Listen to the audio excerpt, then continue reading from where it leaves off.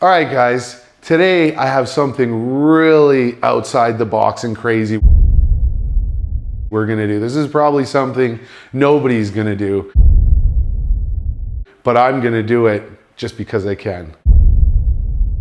So what I'm gonna do today, guys, is I'm gonna take this Micro Swiss NG direct drive extruder and put it on this mini Ender 2 Pro.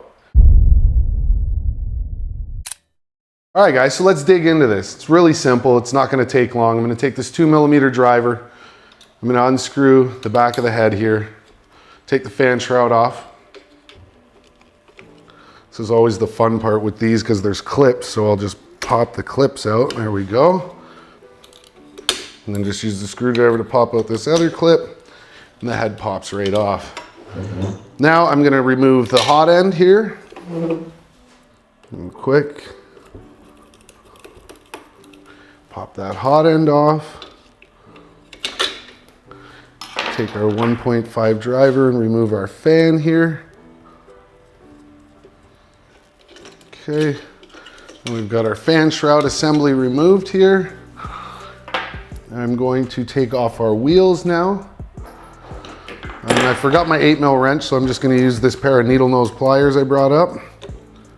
Take these wheels off. It says the only thing I'm going to be keeping is the wheels and the fan. So we'll get rid of these.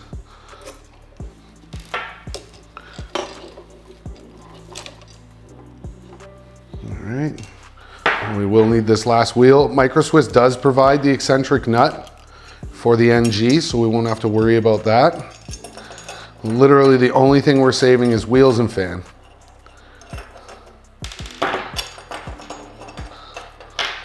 Basically, the reason I'm doing this is this printer is going to turn into my TPU machine. I'm literally going to be printing GoPro mounts on it for my racing drones, things like that. So basically going to just be printing TPU on it. All right. Now that we've got the carriage out, the fan out, I'm going to go ahead and release the thermistor and heater cartridge from this stock hot end.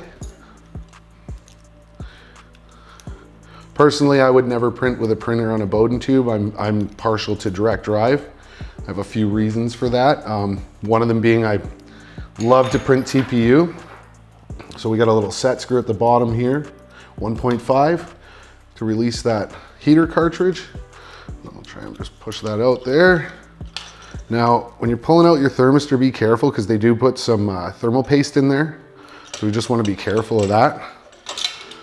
So, just to get rid of everything quickly here, I will just remove this. Unplug the motor now. Get rid of this whole tube system. And we're ready to open up our Micro Swiss. Now the first thing I'm going to do is I'm going to go ahead and take my 2mm wrench here.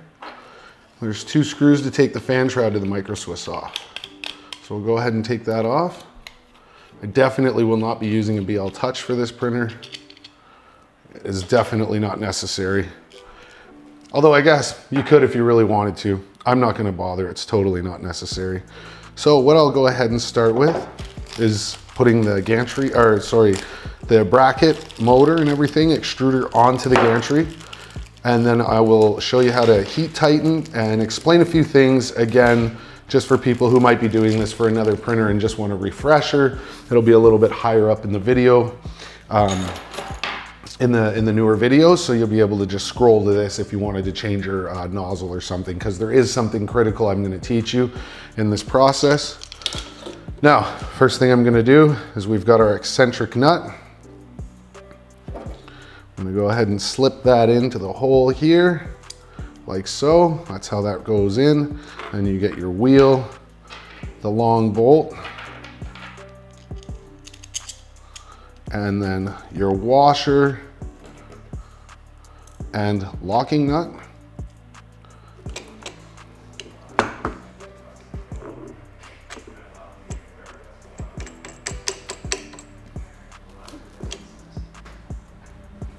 Go.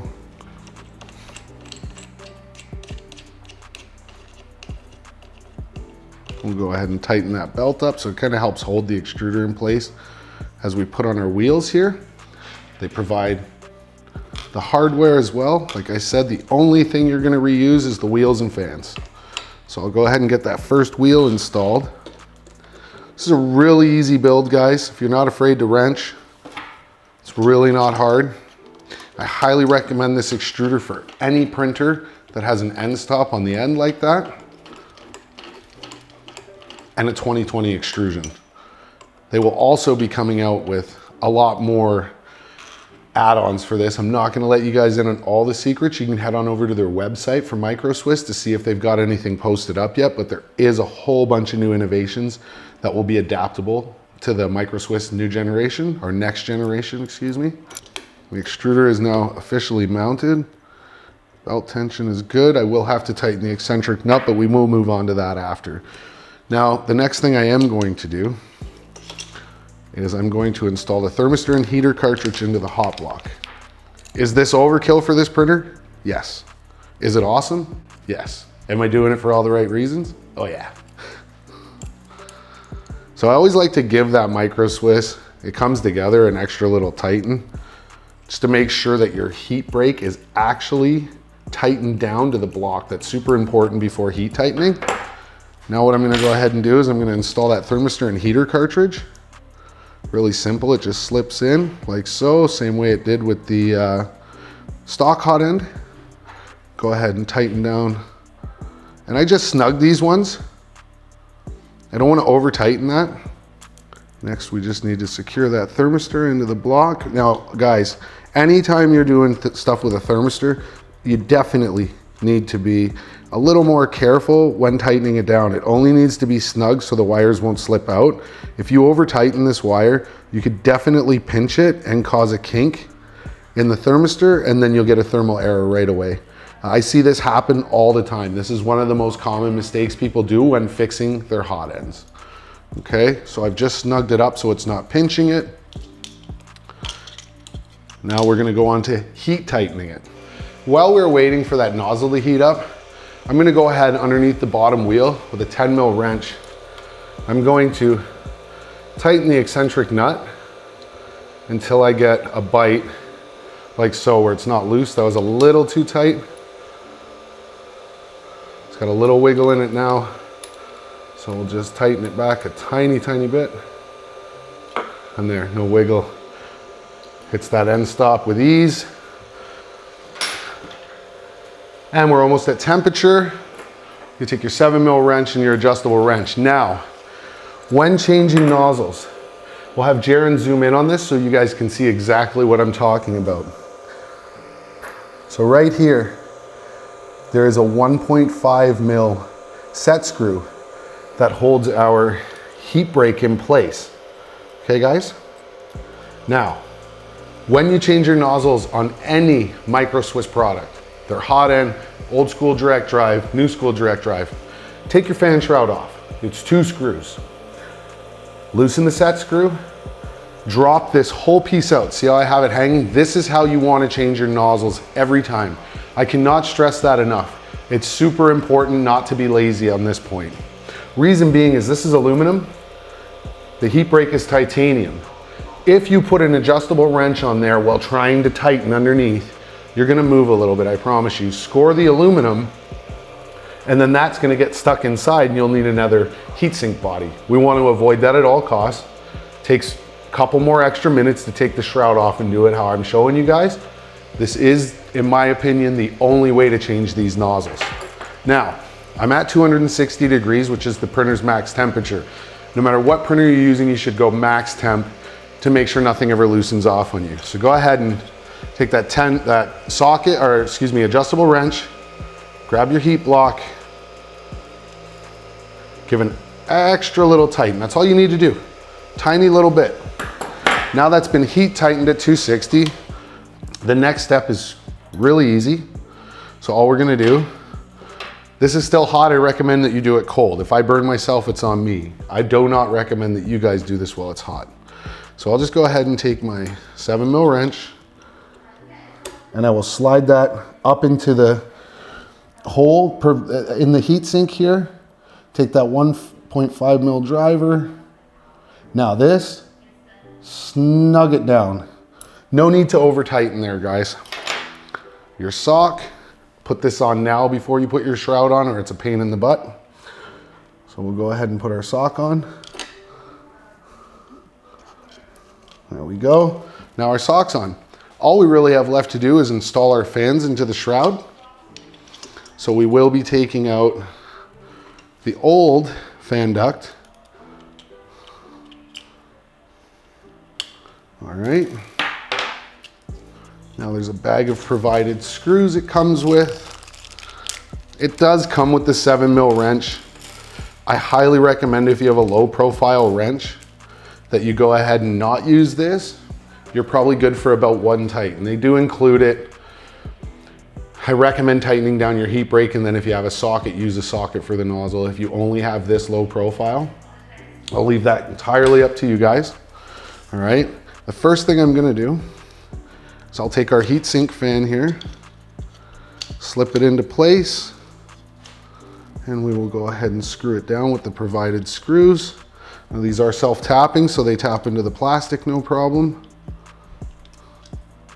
Tighten that down, then we'll take our part cooling fan. Now, a lot of people make the mistake. You see the arrow? Make sure that arrow is facing down, because some people will make the mistake, put the fan so it's blowing out the back or something, and it's not even giving you any part cooling. Always pay attention to the arrow in the hole that is facing down like so. Now guys, you can use this installation video for pretty much any printer this will work on, because it's the same concept. So if you have a printer that isn't an Ender V2, which we've already done a video, or isn't a Ender 2 Pro like we have here, you can still use these videos for installation because it's still the same common installation. Make sure you got your holes lined up before you start screwing things in. Now all we're gonna do is we're gonna take this little neutral wire they have. I'm gonna put it in behind the fan shroud, and we're gonna mount the fan shroud back on. So there's one. Still got lots of room there for that. Then we'll grab the second one here. You will need to re-level your bed, of course, after doing this installation. Okay, now we have our direct drive head on our Ender 2. One more step I am going to do. You do want to do this. Take some of that Bowden tube.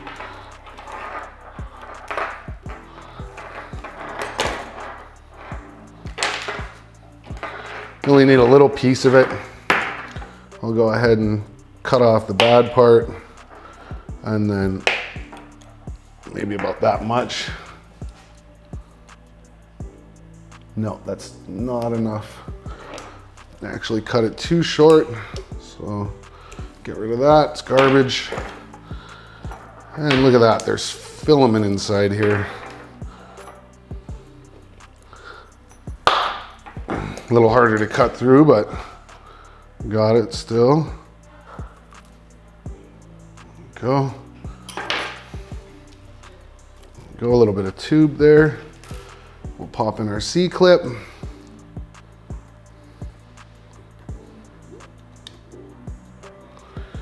And one more thing to do is to plug in our stepper motor. Never do this with the machine on, guys. It is super important that you don't do this with the machine on. I can't stress that enough. I'm gonna keep some of it folded up because we don't need as much cable. And then I will neatly zip tie it with the provided zip ties. Get some spare parts they leave you with. Some spare clips and set screws. Now, there is one more thing we are going to need to do. I'm gonna turn that printer back on. I'm gonna have to sneak around here. And so now what we're gonna do is we're gonna go ahead and we're going to click the roller, go to motion. Sorry, not motion. Configuration. Now in this one, it is probably here, advanced. Steps per millimeter. We're gonna go ahead and take E. I'm gonna move that to 400. Now our E steps are 400. 400 out of advanced. And then we should have store settings. So now that's gonna store the settings to it. for the E-steps for this extruder. Now I'm going to take the build plate off because we don't know the level yet. We're going to go ahead and home it and check if we need to move our end stop at all. So it looks like we're actually pretty good. So I'm going to disable the motors. Should be here. I'm going to lift this up. I'm going to put my build surface back on. All right, I'll auto home again. All right, so now that I've had time to sit at home with my new printer and play with it a little bit, I brought in the first 3 prints I did to show you guys what's going on with this now that we put that micro Swiss on there. So I started off, just picked a simple model off of Thingiverse and did a little PLA print, and as you can tell, it turned out just fine. I had the speed at, I put 100 millimeters a second. I'd have to actually look at the documentation to see what the max speed is in the firmware. I don't think it could go any faster. And then I went ahead and I did a TPU print at 40 millimeters a second, just for the first test. It did a really good job. And then I was like, all right, let's print this faster. So I went to 70 millimeter a second and did this GoPro mount for one of my drones. For one of my racing drones.